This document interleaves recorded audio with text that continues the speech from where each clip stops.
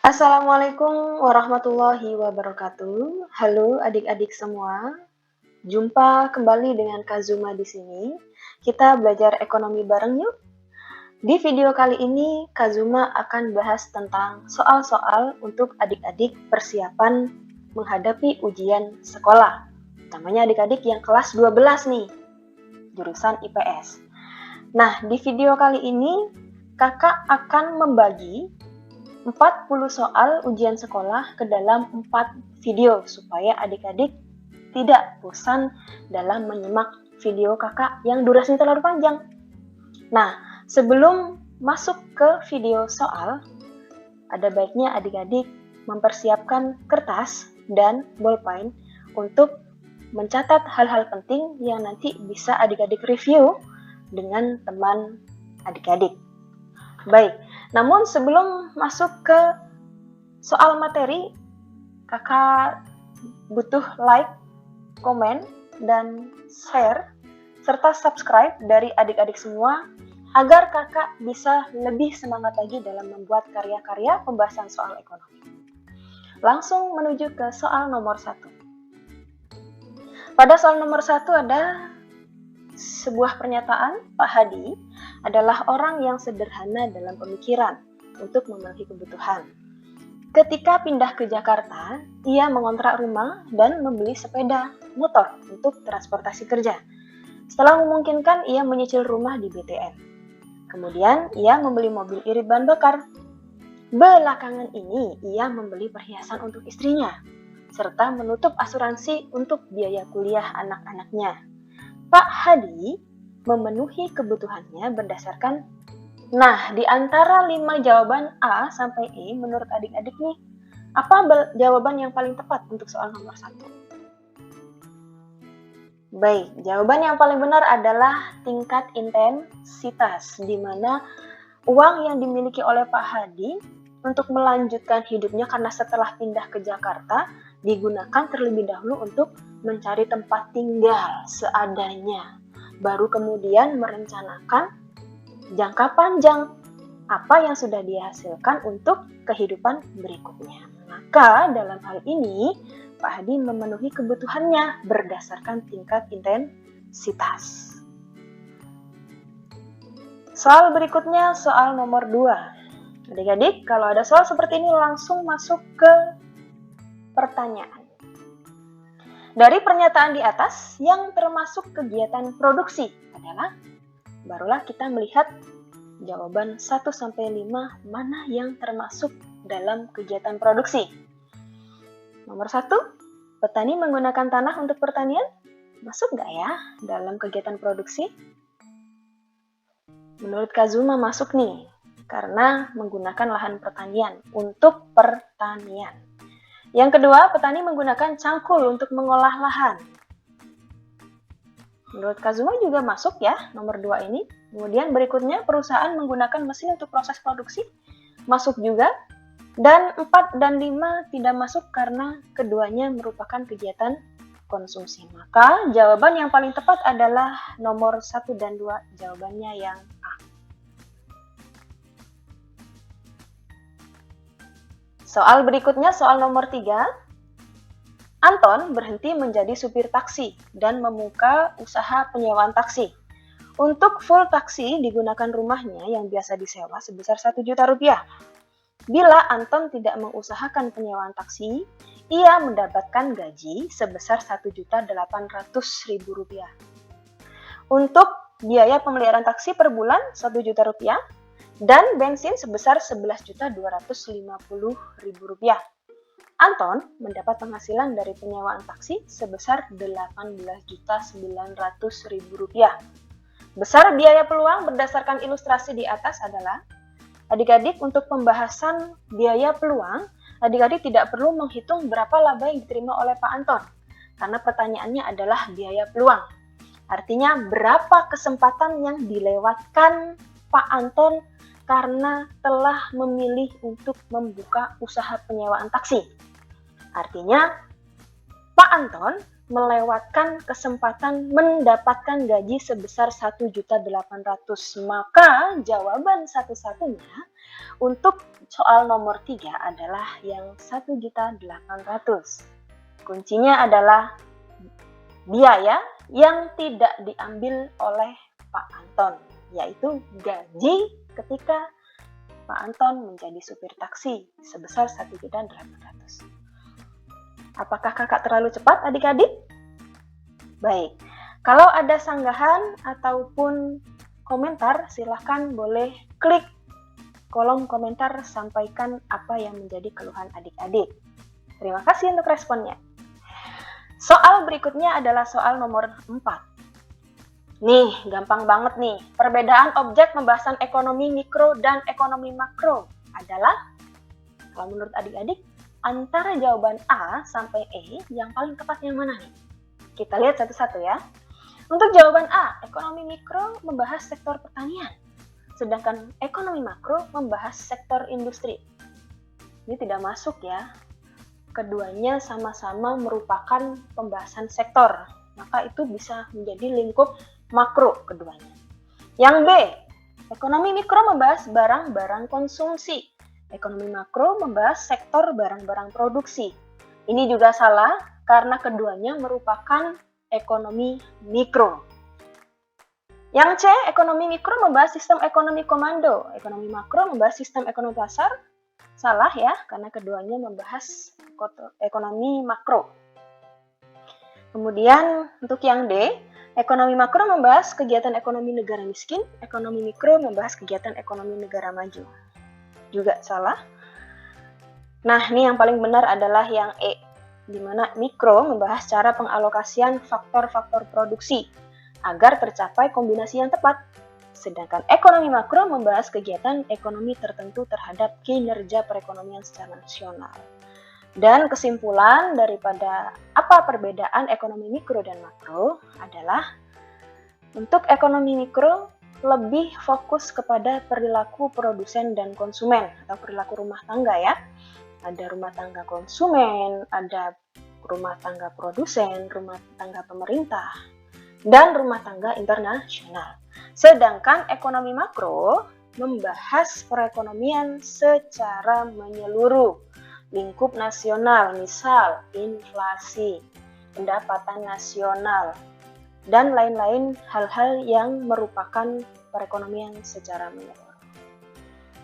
Berikutnya soal nomor 5. Langsung ke pertanyaan, masalah di atas yang termasuk masalah pokok ekonomi modern adalah, adik-adik masih ingat apa saja yang merupakan masalah pokok ekonomi modern? Yang pertama, what, apa, how, bagaimana, dan for whom, untuk siapa. Produksi, ya, production di sini. What menyatakan barang apa yang harus diproduksi, maka nomor 2 merupakan what ya.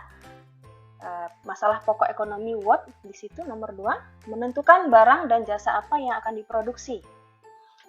Kemudian how production, bagaimana produksi, bagaimana cara memproduksi, maka nomor 2 jawabannya. Nomor 4, nomor 4, 2 dan 4 ya, maksud kakak. 2, 4. Kemudian yang ketiga adalah for whom, untuk siapa barang tersebut diproduksi. Maka jawaban yang ketiga adalah yang nomor 6. Jadi untuk soal nomor 5, jawaban yang paling tepat adalah yang C. 2, 4, dan 6. Berikutnya soal nomor 6. Semoga adik-adik tidak bosan ya, tetap semangat untuk persiapan ujian sekolah kalian. Dari tabel di atas yang merupakan kegiatan sistem ekonomi liberal adalah, yuk kita simak satu persatu. Untuk yang A, mana nih yang masuk? Baik, yang masuk adalah yang A2. Kegiatan ekonomi akan menjadi lebih efektif dan efisien dengan adanya sistem ekonomi liberal. Apa itu sistem ekonomi liberal? Sistem ekonomi di mana kebebasan individu seluas-luasnya. Kemudian yang B, manakah yang masuk? Nah, karena adanya kebebasan individu sehingga ada hak perorangan seluas-luasnya. Maka untuk B adalah B3. Kita simak nih. Untuk pilihan jawaban A2, B3. Nah, jawaban antara B dan C ya. Baru kemudian kita masuk yang C, mana yang paling tepat?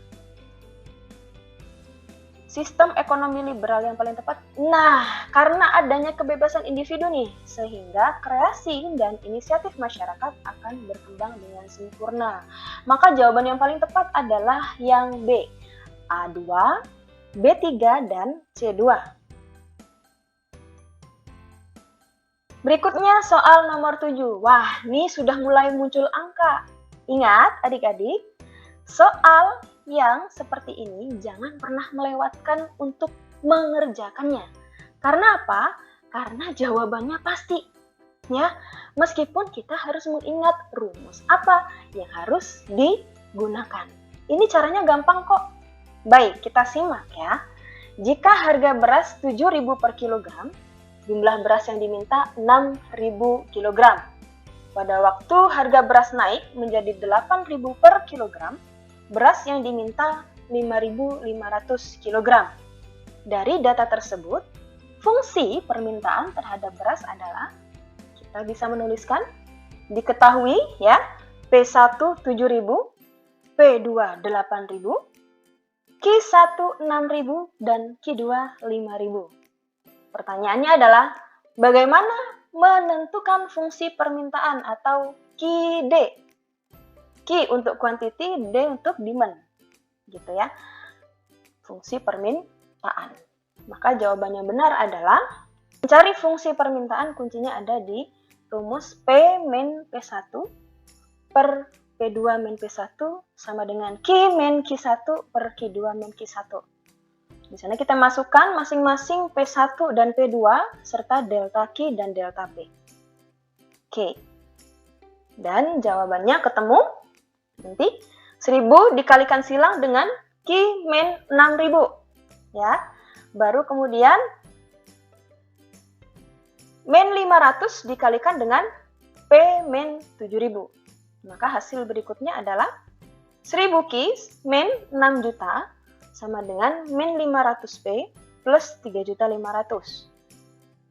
Nah, kita pindah ruas 6 juta menjadi ruas di sebelah kanan sehingga hasilnya 1000 Q sama dengan min 500P plus 9.500. Karena tidak mungkin 1000 Q menjadi fungsi permintaan, maka kita bagi dengan 1000 semua.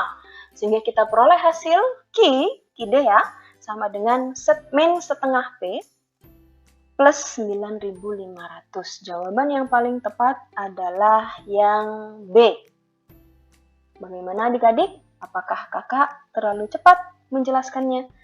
Kalau terlalu cepat, bisa di playback 10 detik ya, agar adik-adik bisa memahami secara sempurna untuk materi mencari fungsi permintaan ini.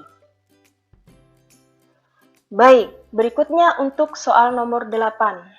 Nah, ketemu lagi nih dengan angka.